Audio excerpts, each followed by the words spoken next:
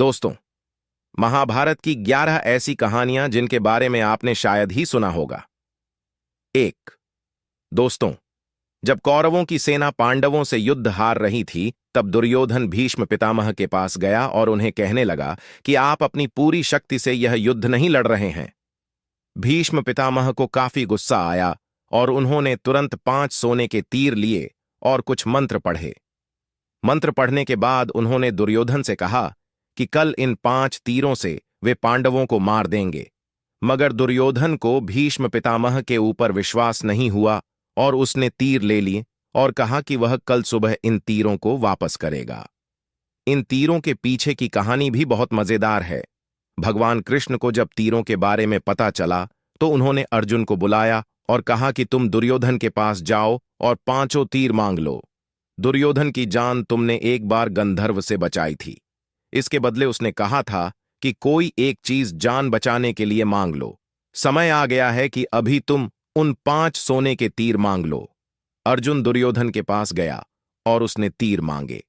क्षत्रिय होने के नाते दुर्योधन ने अपने वचन को पूरा किया और तीर अर्जुन को दे दिए। नंबर 2। द्रोणाचार्य को भारत का पहले टेस्ट ट्यूब बेबी माना जा सकता है। यह कहानी भी काफी रोचक है। द्रोणाचार्य के पिता महर्षि भारद्वाज थे और उनकी माता एक अप्सरा थीं। दरअसल एक शाम भारद्वाज शाम में गंगा नहाने गए, तभी उन्हें वहां एक अप्सरा नहाती हुई दिखाई दी। उसकी सुंदरता को देख आर्षि मंत्रमुग्ध हो गए और उनके शरीर से शुक्राणु निकला, जिसे रार्षि ने एक मिट्टी के बर्तन में जमा करके अंधेरे में रख दिया। इसी से द्रोणाचार्य का जन्म हुआ। नंबर 3।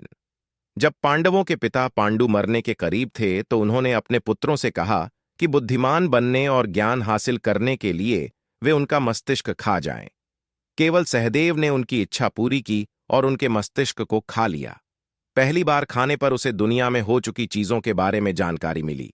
दूसरी बार खाने पर उसने वर्तमान में घट रही चीजों के बारे में जाना और तीसरी बार खाने पर उसे भविष्य में क्या होने वाला है, इसकी जानकारी मिली। नंबर 4। अभिमन्यु की पत्नी वत्सला बलराम की बेटी थी। बलराम चाहते थे कि वत्सला की शादी दुर्योधन के बेटे लक्ष्मण से हो। वत्सला और अभिमन्यु एक दूसरे से प्यार करते थे। अभिमन्यु ने वत्सला को पाने के लिए घटोत्कच की मदद ली।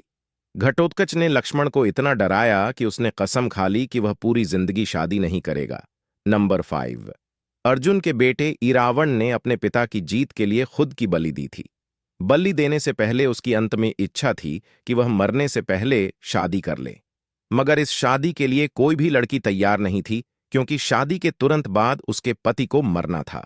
इस स्थिति में भगवान कृष्ण ने मोहिनी का रूप लिया और इरावण से न केवल शादी की, बल्कि एक पत्नी की तरह उसे विदा करते हुए रोए भी। नंबर 6। सहदेव, जो अपने पिता का मस्तिष्क खाकर बुद्धिमान बना था।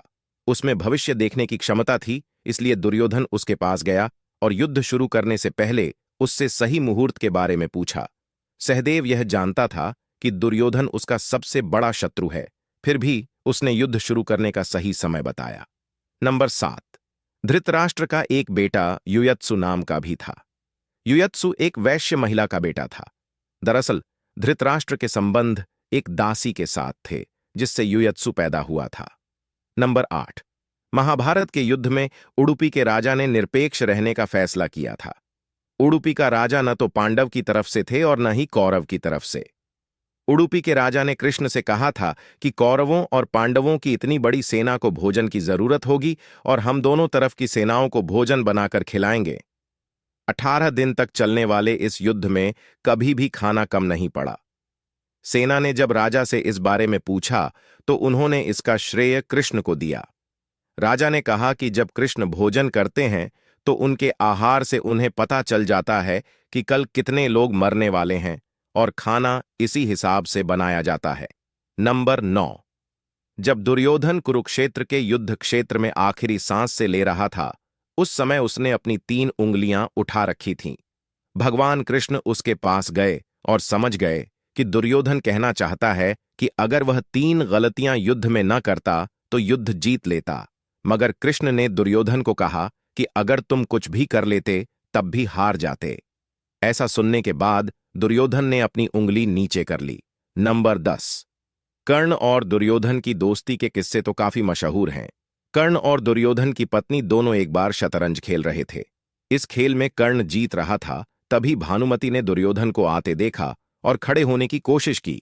दुर्योधन के आने के बारे में कर्ण को पता नहीं था, इसलिए जैसे ही भानुमति ने उठने की कोशिश की, कर्ण ने उसे पकड़ना चाहा। भानुमति के बदले उसके मोतियों की माला उसके हाथ में आ गई और वह टूट गई।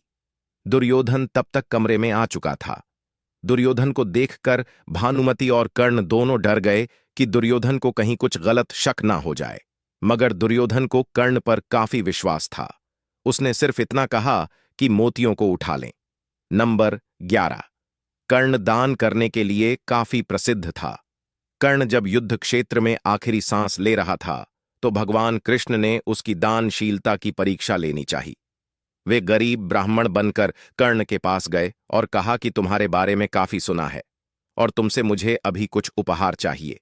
कर्ण ने उत्तर में कहा कि आप जो भी चाहें मांग लें। ब्राह्मण ने सोना मांगा। कर्ण ने कहा कि सोना तो उसके दांत में है और आप इसे ले सकते हैं। ब्राह्मण ने जवाब दिया कि मैं इतना कायर नहीं हूं कि तुम्हारे दांत तोड़ूं। कर्ण ने तब एक पत्थर उठाया और अपने दांत तोड़ लिए। ब्राह्मण ने इसे भी लेने से इनकार करते हुए कहा कि खून से सना हुआ यह सोना वह नहीं ले सकता। कर्ण ने इसके बाद एक बाण उठाया और आसमान की तरफ चलाया। इसके बाद बारिश होने लगी और दांत धुल गया। दोस्तों, हम आशा करते हैं कि आपको यह वीडियो पसंद आई होगी। अगर यह वीडियो आपको अच्छी लगी हो तो वीडियो को लाइक करके चैनल को सब्सक्राइब कर लीजिए।